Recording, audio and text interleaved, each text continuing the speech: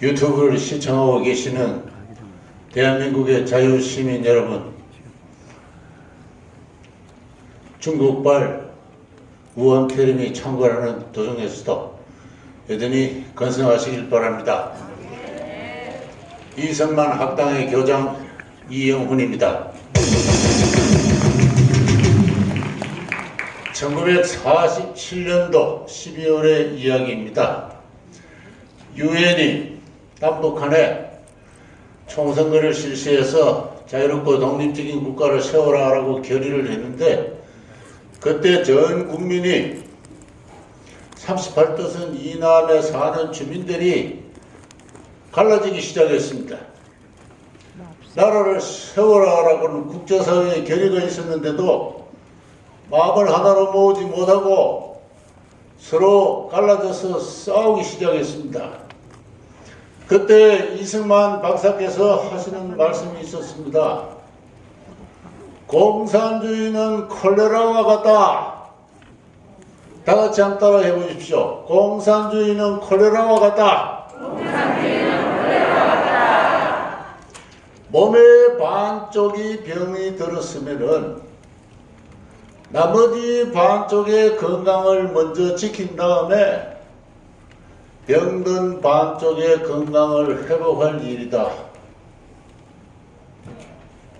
이 위중한 시국에 북한에 있는 콜레라 환자, 공산주의자들과 협상을 해서 통일국가를 세우고자 하는 사람이 있는데, 이 사람들은 일의 선후 관계를 모르는 사람들이다. 이렇게 이야기를 했습니다. 여러분, 그 말씀이 옳습니까? 그럽니까? 세월이 많이 흘렀습니다. 70년이 더 넘게 흘렀습니다. 공산주의는 콜레라와 같다라고 이야기하신 그분의 말씀이 역사에 의해서 증명이 되었습니다. 공산주의는 빈곤을 몰고 오고 질병을 몰고 오고 또 기아를 몰고 옵니다. 콜레라가 바로 그와 같은 것입니다. 육체적으로 인간을 파괴할 뿐만이 아닙니다. 정신적으로 인간을 노예 상태로 만드는 것이 더 무서운 정신적 콜레라로서 공산주의인 것입니다. 이승만 대통령 12년의 통치 기간은 이 공산주의 콜레라를 우리 38도선 이남에서 몰아내는 일에 온 시간을 바치는 그러한 시대였습니다. 나라를 세운 지 2년 뒤에 콜레라 군대들이 우력으로 침공해 왔습니다. 그것을 이승만 대통령은 자유국제사회의 도움을 받아쳐서 물리쳤습니다. 이후에도 이 콜레라군이 완전히 박멸된 것이 아니에요. 그 잔균 세력들이 계속 남아서 1960년대에 50년대에 진보당 세력, 진보당 사건을 일으키고 60년대에 1, 2차 인혁당 사건을 일으키고 68년도에 통역당 사건을 일으켰습니다.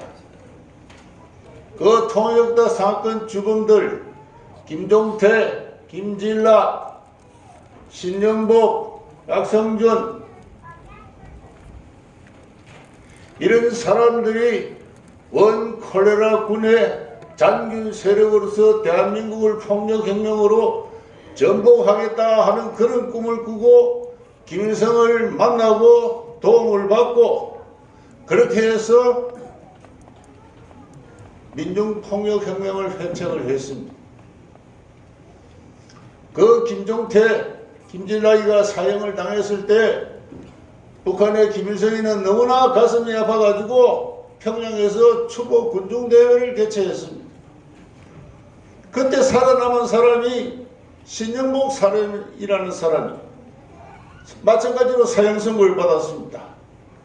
그러나 그가 속한 대학의 교수들이 박정희 대통령에게 목숨을 구걸을 했습니다. 그래서 살아난 사람이에요.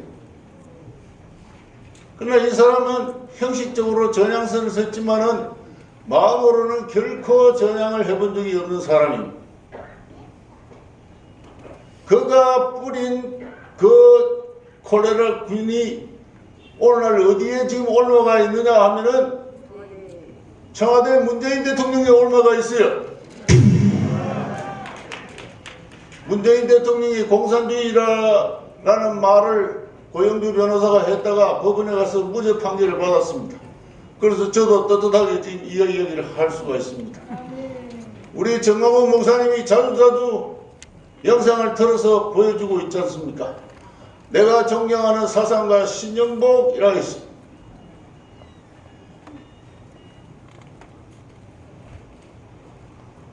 그 세균이 죽지 않고 살아서 곰팡이처럼 번져서 1980년대 이후 민주화 세력의 기승을 타가지고 한국의 정치, 교육, 사법, 입법 모든 분야의 침투에 가서 드디어 공산주의자들이 이 나라의 권좌를 차지하게 되었습니다. 문재인 대통령이 중국에 가서 뭐라고 그랬습니까? 중국은 어떤 나라입니까? 그 나라를 두고 우리와 운명공동체라고 그랬어요. 저는 운명공동체를 제가 자주 쓰는 말로서 문재인 대통령이 그런 말을 할 때마다 깜짝깜짝 놀라고 합니다. 저는 한 민족을 가지고 운명공동체라고 생각합니다. 중국이 우리와 같은 민족입니까? 근데 어떻게 이 나라 대통령이 중국에 가가지고 더구나 공산당이 지배하는 저 나라를 두고 운명공동체라고 이야기를 합니까? 여러분, 문재인 대통령 과소평가하지 마세요. 어리석다고 하시는데 절대 어리석지 않습니다. 요번에 보니까 나라가 망할 지언정 운명공동체의 신조를 지키는 그 무서운 일관성을 저는 확인했습니다. 온 전문가들이 중국의 여행객을 차단하라고 이야기를 했을 때 알아지 않습니까? 그렇게 무서운 사람이 어디 있어요? 신념을 지키는 사람입니다. 세상에 신념을 지키는 사람만큼 무서운 사람 없어요. 문재인 대통령이 어리석어서 지금 입국 조치를 안 하고 중국인 입국 조치를 금지하지 못하고 있다 이렇게 생각하지 마세요. 그 사람은 그 사람의 신조를 지키고 있는 겁니다. 그 신조가 뭐냐?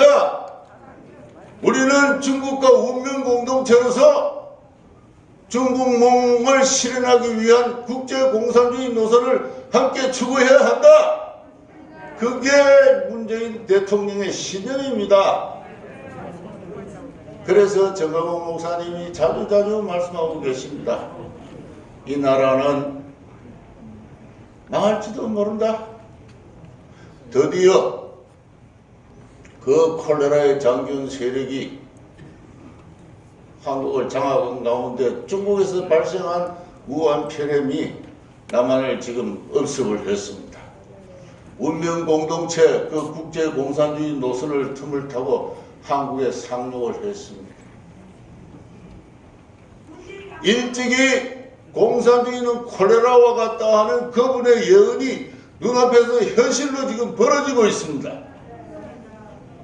이런 무서운 현실을 우리 앞에 두고 우리가 앞으로 해야 될 일이 무엇인가? 이승만 대통령께서 늘 말씀하셨습니다.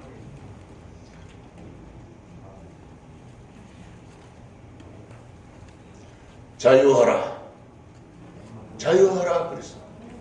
공산주의는 노예의 길이다. 죽음의 길이다. 그분은 일찍이 한성 감옥에서 콜레라와 직접 싸우신 분입니다. 40여 명의 죄수들이 콜레라로 죽어 넘어갈 때 자기 몸 망가지고 간병을 했던 그런 분입니다. 실제로 공산주의 혁명 이후가 러시아에서 혁명이 일어난 이후에 1923년에 논문을 써가지고 공산주의는 인류의 문명을 중단시킨다 이야기했던 세계의 현인이자 철인입니다. 30년대에는 소련에 가가지고 길거리에서 사람들이 굶어 죽어 누워 있는 그러한 공산주의의 비참한 현실을 보고 온 것입니다. 그런데 그렇게 세계의 현인과 철인으로서 이승만 대통령이 그의 동포들에게 공산주의는 콜레라와 같다 했는데 그 말을 아직도 우리 한국인들은 어리석어서 못 받아들이고 있는 거예요. 이승만 대통령을 팽개치고 한 지가 지금 세월이 얼마나 오래 흘렸습니까? 남산공원에서 이승만 대통령의 동상을 목에다가 새끼를 그려가지고 질질 메고 다닌 그 사람들 누구예요? 남산당 전당 세력들 아닙니까? 그 무너진 동상을 아직도 세우고 있지 못하는 이 나라 이 국민이 어떻게 축복을 받을 수 있겠어요?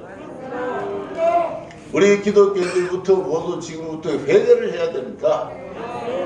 회개를 한 다음에 먼저 나라를 세우신 그분의 뜻을 생각해서 이 위중한 국민을 맞이해서 자유하는 그러한 신조로 각오로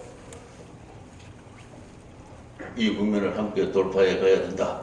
저는 그렇게 생각합니다. 감사합니다.